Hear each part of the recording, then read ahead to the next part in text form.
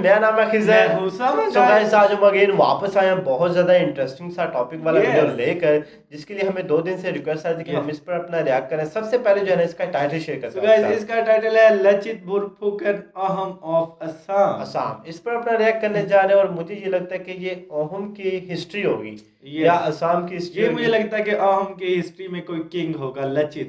हाँ may be यहाँ लचित नाम लिया गया तो मे बी कोई किंग होगा। तो गाइस और अगर कुछ चीजें इन्फॉर्मेशन है वो आप लोगों के पास तो वो आप लोग हमें कमेंट सेक्शन में क्लियर कर सकते हैं। और अगर हम कुछ गलत कह देते तो उसके लिए सॉरी करते हैं क्योंकि हमें इतना ज्यादा आइडिया नहीं है। बकाया हम इस वीडियो को वॉच करते हैं फिर ही आप लोगों को बताते हैं कि ये वीडियो हमें कैसा लगा। रखी हैं ये आपको अपने गौरवशाली इतिहास और आपके शूरवीरों के साहसिक कार्यों से अवगत कराएंगे। आज की कहानी के लिए चलते हैं असम। तकरीबन 1665 अहोम राज्य में कौन बनेगा बोरफुकन? ये महत्वपूर्ण प्रश्न राजा चक्रध्वज सिंघा ने अपने मंत्रियों और प्रधानमंत्री अतन बुरागोहेन को पूछा। काफी विचार विमर्श के बाद सभी की नजर एक व्यक्ति पर पड़ी, लसित। आज से लसित होगा हमारा बोरफुकन। ये घोषणा कर राजा चक्रध्वज सिंघा ने लसित को अहोम सेना का मुख्याध्यक्ष बना दिया। बोरफुकन नाम नहीं, अहोम सेनापति का खिताब है। अहोम सेना की संरचना बहुत ही व्यवस्थित थी।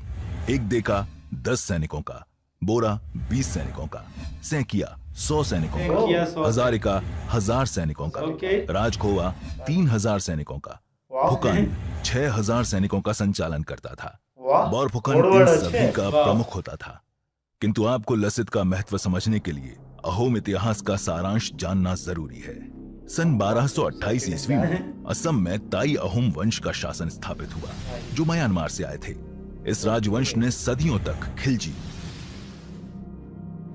तुगलक, इलियास शाही, लोदी और बंगाल सुल्तानों के आक्रमण से सफलतापूर्वक अपनी रक्षा की। लेकिन सन 1638 ईस्वी में मुगलों के एक बड़े आक्रमण में उन्हें हार कर आर्थिक हानि झेलनी पड़ी। फिर सन 1658 में औरंगजेब मुगल बादशाह बना और सन 1661 में उसने अपने 2 प्रमुख सेनापतियों मीर जुमला और दिलेर खान को पहले बंगाल और फिर असम भेजा। अहोम साम्राज्य की एकता और शौर्य के बल पर उसने इतने लंबे समय तक सारे आक्रमणकारियों को सफलतापूर्वक रोक रखा था, अब टूटने लगी थी। इस हमले में वो पराजित हो गए। कई किले तो बिना कोई लड़ाई लड़े ही हाथ से निकल गए। अहोम के राजा जयध्वज सिंघा को पीछे हटना पड़ा और उन्होंने पूर्वोत्तर का बड़ा हिस्सा इस लड़ाई में खो दिया।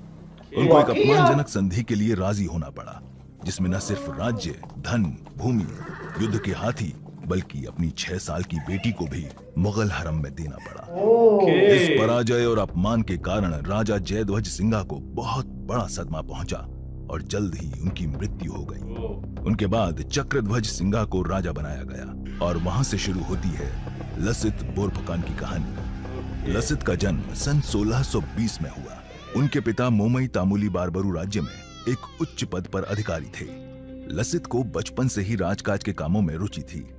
अपने परिश्रम से वो जल्दी ही 16 धारा बरुआ यानी शाही शॉल धारक बन गए, जो कि राज्य का प्रधान सचिव हुए। समय के साथ उन्हें कई और महत्वपूर्ण पदों पर आसीन किया गया, जैसे राजकीय घोषाला का अधीक्षक, राजा की सुरक्षा व्यवस्था का अधीक्षक इत्यादि। बोरफुकन बनने के बाद उनके सामने बहुत चुनौतियां थी। एक तरफ मुगलों की विशाल और संगठित सेना, जिनके पास शाइस्ता खान और दिलेर खान जैसे अनुभवी सेनापति थे, तो दूसरी तरफ अहोम की निराश और विभाजित सेना। अगले 4 सालों तक उन्होंने पूरा ध्यान सेना के निर्माण और अस्त्रों को जुटाने में लगाया। नए सैनिकों की भर्ती, जल सेना के लिए नौकाओं का निर्माण, युद्ध के हथियारों की आपूर्ति, खुद को उन्होंने किलों के लिए रक्षा प्रबंध इत्यादि। इन सब तैयारियों की मुगलों को भनक तक नहीं लग पाई, क्योंकि साथ में दोस्ती का दिखावा चलता रहा। ये राजनीतिक सूझबूझ और दूरदर्शिता का अत्यंत उत्तम उदाहरण था। सन 1667 में गुवाहाटी का फौजदार रशीद खान को बदलकर फिरोज खान को नियुक्त किया गया। वो बहुत ही अय्याश किस्म का व्यक्ति था। उसने चक्रध्वज सिंघा को सीधे सीधे असमिया लड़कियों को अपने पास भेजने का आदेश दिया। इस घटना ने आग में घी डालने का काम किया और लोगों को मुगलों के खिलाफ लड़ने के लिए जोश दिलाया। लसित ने गुवाहाटी के किले को मुगलों से छीनने का निर्णय लिया उनके पास एक शक्तिशाली और निपुण जल सेना थी और साथ ही जासूसों का जाल था। हाँ, लेकिन कमी थी तो घुड़सेना की। घेराबंदी करने के महीनों बाद तक भी गुवाहाटी को स्वतंत्र नहीं करा सके, जिसकी रक्षा इटाकुली का किला कर रहा गुवाहाटी पर कब्जा किया गया। अंत में उन्होंने दूसरी योजना बनाई, जिसमें इस्माइल सिद्दीकी उर्फ बाग हजारिका के नेतृत्व में 10-12 सिपाहियों ने रात के अंधेरे का फायदा उठाते हुए चुपके से किले में प्रवेश कर लिया और मुगल सेना की तोपों में पानी डाल दिया। अगली सुबह लसित ने इटाकुली पर आक्रमण कर उसे जीत लिया और एक बार फिर से गुवाहाटी ने आजादी की सांस ली। ये आइडिया जब औरंगजेब को इसके बारे में पता चला तो वो गुस्से से तिलमिला उठा। उसने मिर्जा राजा जयसिंह के बेटे राम सिंह को 70,000 सिपाहियों की बड़ी सेना के साथ लसित से लड़ने भेजा। दिलचस्प बात यह है कि राम सिंह के साथ सिखों के 9वें गुरु तेग बहादुर सिंह भी आसाम आए थे, पर उन्होंने युद्ध में भाग नहीं लिया। राम सिंह को डर था कि असामिया काला जादू और तांत्रिक विद्या में निपुण थे और उन्हें लगा कि गुरु तेग बहादुर इसे संभाल लेंगे। उधर लसित ने बिना एक पल गंवाए किलों की सुरक्षा मजबूत करने के लिए सारे जरूरी इंतजामों को चालू कर दिया। एक बार उन्होंने अपने ही मामा को लापरवाही के कारण सिपाही की जान को जोखिम में डालते हुए पकड़ा और तुरंत ही उनका सिर कलम करवा दिया। उनका कहना था कि चाचा मामा देश से बड़े नहीं होते। इस घटना ने लसित बोरफुकन को अपने ही सिपाहियों की नजरों में उठा। सबको यह विश्वास होने लगा कि मुगलों से सामना करना नामुमकिन नहीं है। अहोम सेना जब तक छापामार या गुरिल्ला युद्ध कर रही थी, तब तक राम सिंह पर भारी पड़ रही थी। राम सिंह ने फिर कपट का प्रयोग किया। लसित से नाराज सेना प्रमुखों को गद्दारी के लिए पैसों का लालच देकर अपनी ओर करने में कुछ हद तक सफल भी हुआ। फिर उसने अहोम सेना को खुले युद्ध के लिए उकसाया। लसित को पता था कि खुले युद्ध में मुगलों से जीत पाना असंभव है, क्योंकि उनके पास बेहतरीन घुड़सेना है। लेकिन राजा चक्रध्वज सिंघा ने बेताब होकर सीधे युद्ध का आदेश दे डाला। अलाबोई के मैदानी युद्ध 1669 में अहोम सेना की भयानक हार हुई। लसित के 10,000 से ज्यादा सैनिकों को अपनी जान से हाथ धोना, पर खुशकिस्मती से लसित बच निकले और राज्य को बचाए रखा।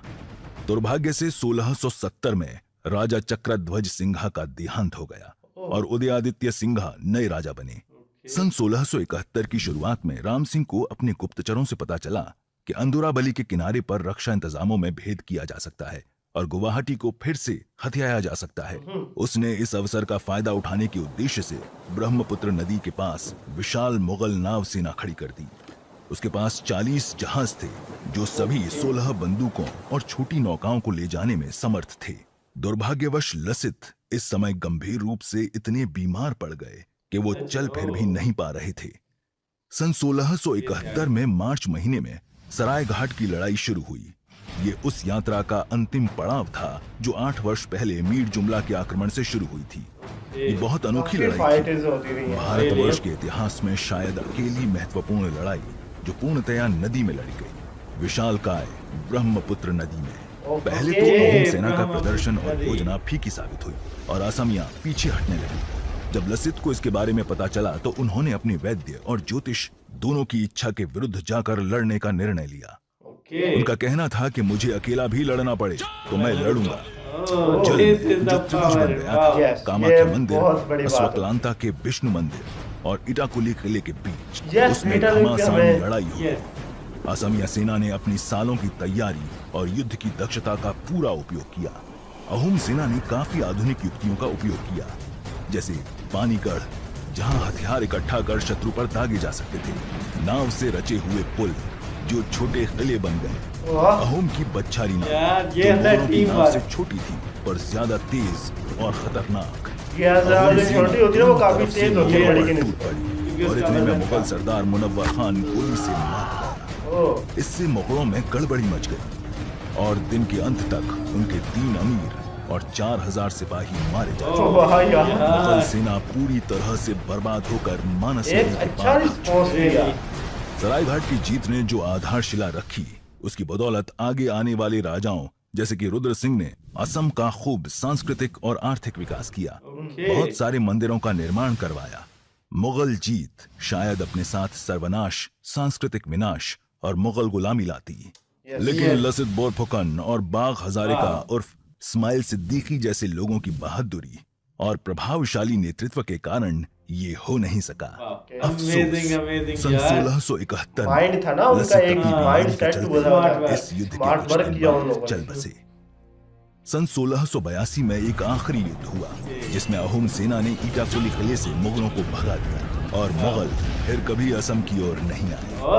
यार अतन बोर्गोहेन इसीलिए मतलब कि ये जो है ना इनके नेशनल हीरो है असम ना। में तो बहुत प्रसिद्ध हैं, किंतु आसाम के बाहर बहुत लोग इनकी घटनाओं को नहीं जानते। लेकिन और हमने गर्व जान की बात लिया है आज कि यार। हर साल 24 नवंबर को आसाम में लसित दिवस मनाया जाता है। यस, आशा है रिमेंबर, कि अब ऐसे मुझे याद आ महापुरुषों गया की ख्याति बनी इस रहे, दिन के बारे में। बढ़ती रहे और आने वाली पीढ़ियों का मार्गदर्शन करती रहे। अमेजिंग था वीडियो यार, Really इंटरेस्टिंग। खत्म हो चुका है। Yes. Yes. Okay Okay, guys, तो वीडियो इज ओवर। तो ये थे लचित बुरपन, यस, और मैं सच में इनकी स्टोरी जो हिस्ट्री है ना, like a real life hero. Yes, वाकई ये एक हीरो थे। Yes. और मतलब कि किस तरीके से उन्होंने अपने माइंड से काम लिया है ना, Really, दिमाग से। this was मतलब कि amazing. उनको लोग हाँ. जो जादू या ज्योतिष ने वो भी कहते हैं, बट उनके खिलाफ जाके ना उन्होंने अपने माइंड से ना Yes. दिमाग से काम लिया और उसको नतीजे में करके। आज असम आजाद है। Yes, आजाद है। वैसे यार Really वीडियो अच्छा था salute है यार। जिसके लिए हमें जिस भाई ने रिक्वेस्ट की थी ना, हाँ। उसका बहुत ज्यादा शुक्रिया। Really? बहुत कमाल का वीडियो लगा ये हमें, इंटरेस्टिंग था कुछ। हाँ, बट एक सीन मुझे ये लगा हाँ। कि इन्होंने ओहम के बारे में जो लास्ट पे कहा था ना कि आज असम के लोग तो जानते हैं, बट पूरा इंडिया, मतलब कि इंडिया या इंडिया से बाहर लोग नहीं Yes. जानते। और मुझे लगता है यार इनको स्टोरीज में मतलब कि बुक्स में शामिल कर लेना चाहिए, है ना। हाँ, ये अमेजिंग चीज है। जैसे हमारे होता है ना, कोई नेशनल हीरो होता है तो हम उसको ना बुक में शामिल कर लेते हैं, ताकि हमारी जितनी भी जनरेशन होती है ना वो उसको जानती है।